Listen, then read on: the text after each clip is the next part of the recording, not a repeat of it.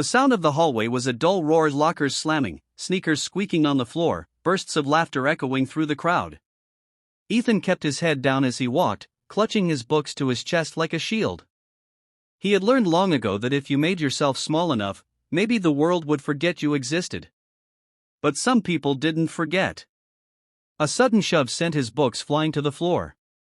Before he could react, a hand slammed his locker shut. Marcus, tall and broad-shouldered with the permanent smirk of someone who thought he owned the school, stepped in front of him. His two sidekicks, Tyler and Vince, flanked him like obedient shadows. "Hey, bookworm," Marcus drawled, his voice low and mocking. "You think you can just walk past me without saying hello?"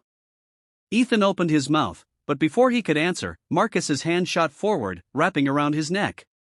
Tyler joined in, pressing from the other side, their combined grip cutting off his air. Ethan's eyes went wide. He clawed at their wrists, but they only squeezed harder. The hallway noise became muffled, like he was sinking underwater. Faces blurred around him, students watching, whispering, some laughing. Not one person stepped forward. His legs buckled. Black spots clouded his vision. Then, nothing. When he came to, he was lying on the cold linoleum floor, his chest heaving as if he'd run a mile. His throat burned. Around him, the crowd had thinned, and the bullies were nowhere to be seen. A teacher's voice rang out, but it felt far away. The humiliation hit him harder than the attack. He had passed out. In front of everyone. And no one had done a thing. That night, Ethan lay in bed, staring at the ceiling. His body ached, but the deeper wound was in his pride. His father's voice echoed in his mind, a memory from years ago: "Son, you don't have to start a fight, but you better know how to finish one." His dad had been his rock, the kind of man who never let anyone push him around. But after his father died, Ethan had retreated from sports, from friends, from confidence itself. And now, the bullies had taken the last shred of dignity he had left.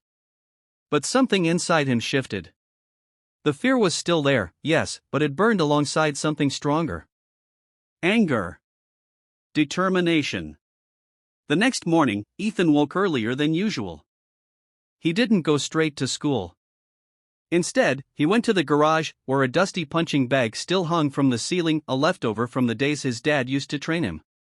His hands wrapped around the gloves. He remembered the old stances, the breathing patterns, the quick jabs. He practiced until sweat poured down his face. His muscles screamed in protest, but he ignored them.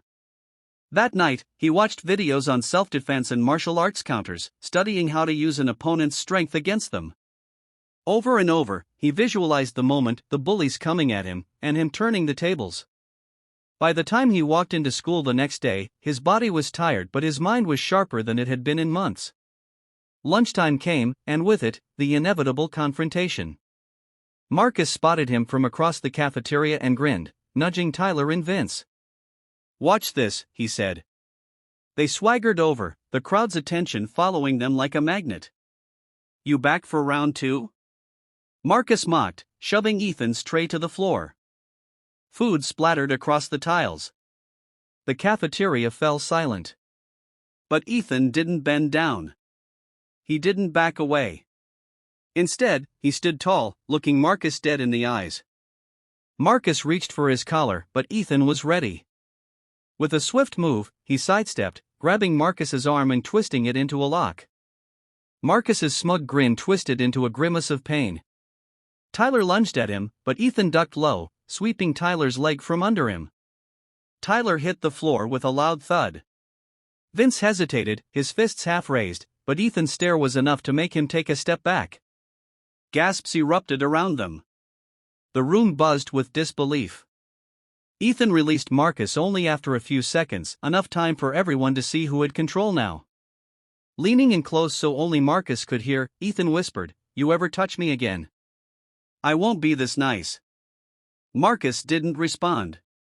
He just clutched his arm and walked away, his entourage scrambling after him. The story spread like wildfire. By the end of the day, everyone knew that the quiet kid had flipped the script. The same students who had ignored him before now looked at him differently, not with pity, but with respect. Even teachers seemed to see him in a new light. That night, Ethan sat in the garage again, staring at the punching bag. He realized the fight wasn't just about the bullies. It was about taking his power back, about proving to himself that he wasn't weak anymore.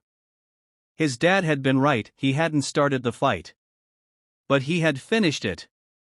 And in doing so, he had started something new inside himself, a belief that no matter how hard life hits, you can always stand back up.